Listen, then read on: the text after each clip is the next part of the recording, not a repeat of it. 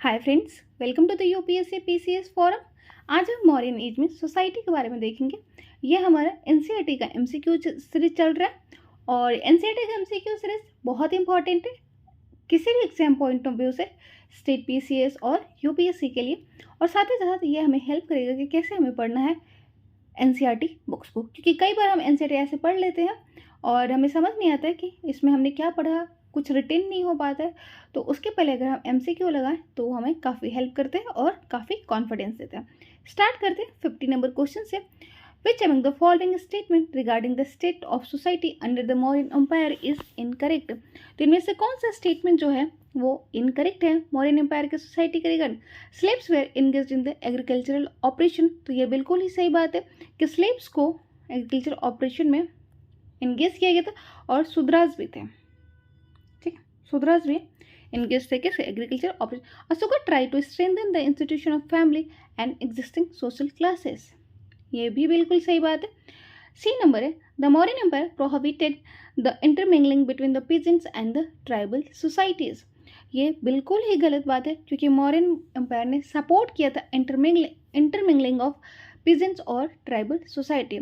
और इसके लिए जो अशोका है वो लॉन्च किए थे क्या, पॉलिसी ऑफ एग्रीकल्चरेशन।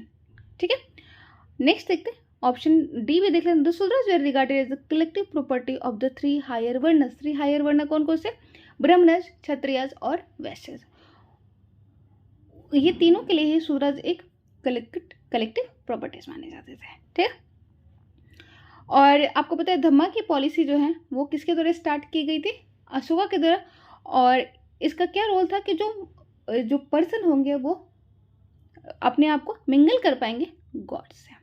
ठीक है, इसका मतलब क्या होता है कि जो ट्राइबल और अदर पीपल हैं वो take to habit of settled take swing peasant society develop respect for paternal power. जैसे कि मैंने बताया कि जो अशोका थे उन्होंने पैटर्नल किनशिप को स्टार्ट किया था। पैटर्नल किनशिप का मतलब क्या होता है कि वो खुद को फादर और अपने सिटीजन्स को एज अ चिल्ड्रन की तरह ट्रीट करते थे। Royal authority for Monks, priest, officers who help enforce his authority.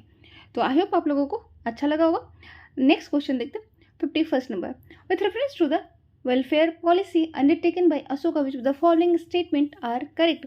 इनमें से कौन सा जो स्टेटमेंट है वो करेक्ट है। जो वेलफेयर पॉलिसी स्टार्ट किया गया था अशोका के द्वारा उसके regarding, he taught people to live and let live, emphasis compassion towards the animals. ये बिल्कुल सही बात है। कलिंगा वॉर के बाद फिजिकल कनक्वेस्ट की जगह अशोका ने स्टार्ट किया था क्या, कल्चरल कनक्वेस्ट को।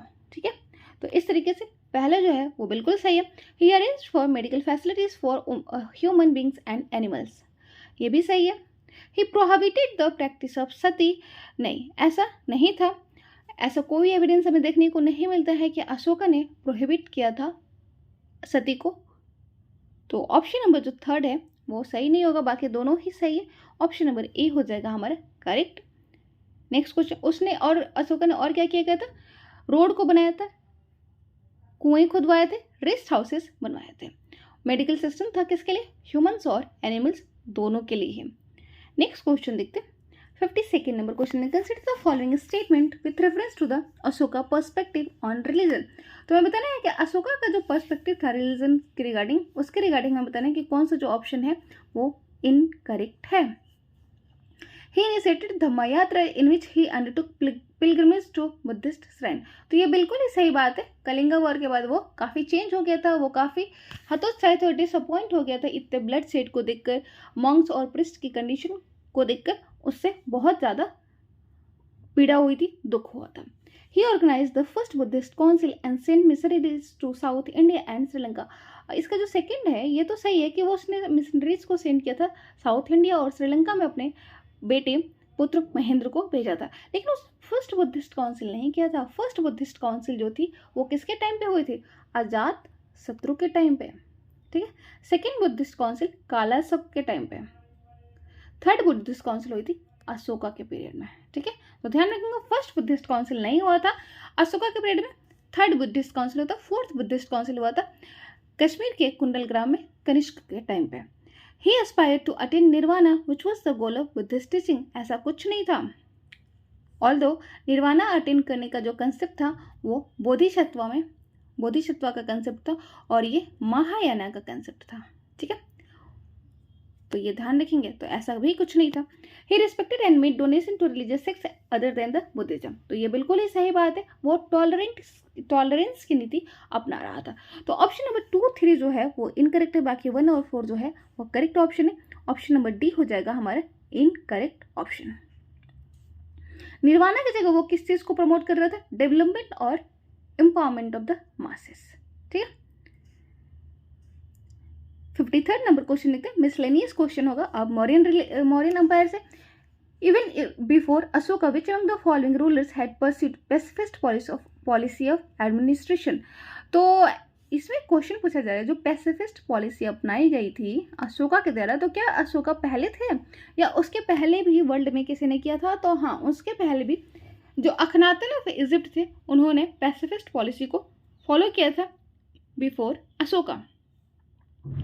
लेकिन ऐसा नहीं था कि अशोका को उनकी पॉलिसी को पता था या अशोका ने उनकी कॉपी की थी, ऐसा नहीं किया था, ऐसा नहीं था।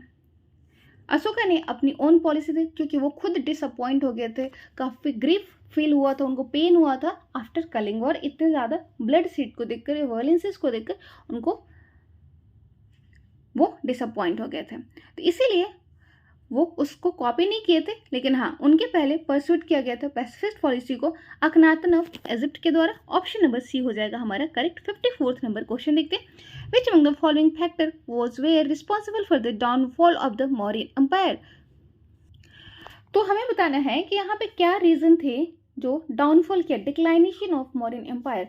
तो neglect of north western frontier.